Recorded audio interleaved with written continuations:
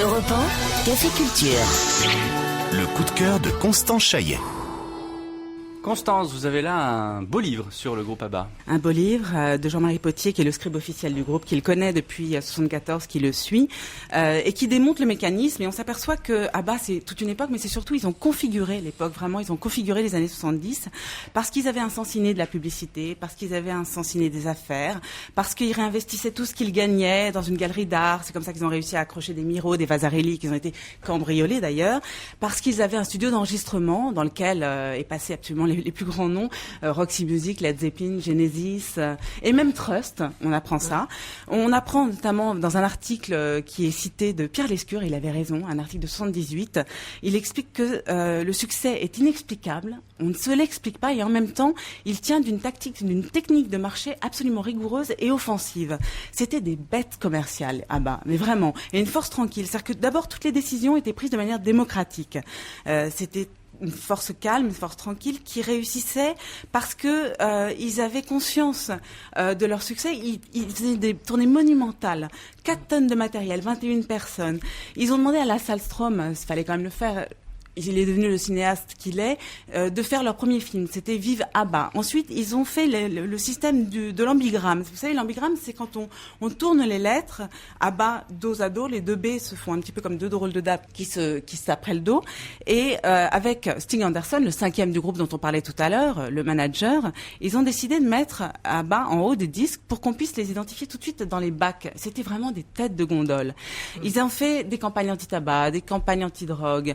Ils ont représenté le pays au même titre que la famille royale. Ils ont été un phénomène, mais surtout ils ont été précurseurs, prescripteurs, et ils ont mené leur barque de manière très très suédoise, très tranquille. Alors c'est un livre très blond, plein de trémas, en même temps très sérieux et très consciencieux. On a l'impression par un moment d'avoir un courrier suivi. Vous savez, la Poste fait ça par un moment. C'est qu'elle vous tient au courant heure par heure. Et là, on est tenu au courant journée par journée de ce que devient le groupe. Et c'est un groupe à succès, un groupe de scène, un groupe qui vraiment fait de la scène qui en veut, qui ne fait que travailler, qui ne fera que ça pendant presque 8-10 ans. Alors, page 57, il y a un suspense qui est levé, un suspense quand même haletant. On apprend qu'ABBA va rue François 1er, ouf. En 75, ils sont dans les studios d'Europe 1, dans les studios de Jacques Ourevitch, dans l'émission 5, 6, 7. Et là, on est quand même un peu fiers et on se rend compte que la boucle est bouclée puisque grâce à eux, et grâce à Café Culture, ils sont aujourd'hui en français. On a 3 garçons qui les chantent en français. Et c'est un livre bourré d'anecdotes. Et ce qui est passionnant, c'est que tout ce qui pouvait être un petit peu hystérique à l'époque devient historique par ce livre. Et qu'on soit touriste ou complètement aficionado, on est pris. C'est pas du tout un livre de fan, c'est un livre qui rend fan parce que il fait prendre conscience de l'époque et de l'importance du travail du groupe ABBA sur l'époque. C'est ça qui est passionnant. Alors il y a une anecdote géniale de Stig Anderson qui trouve sur son bureau un numéro de téléphone et il demande à son assistante mais qui vient d'appeler, et en fait c'était les chiffres de vente d'ABBA. Il y a plein de choses comme ça. Ils ont dû demander l'autorisation à en fait un PDG de conserve de Hareng qui s'appelait je crois Anders Ekström, le droit d'utiliser le mot ABBA parce qu'il était déjà sur cette conserverie. Et on voit d'ailleurs le tube avec les petits os de cabillaud, une tête blonde prête à croquer dans une tartine. C'est un livre plein, avec une recherche iconographique d'une richesse inouïe. Ça fait pas du tout empilage de dossiers. C'est très journaliste, très documenté, très compétent. Et surtout, c'est une belle promenade touristique dans le siècle passé, parce que maintenant, ça fait 30 ans.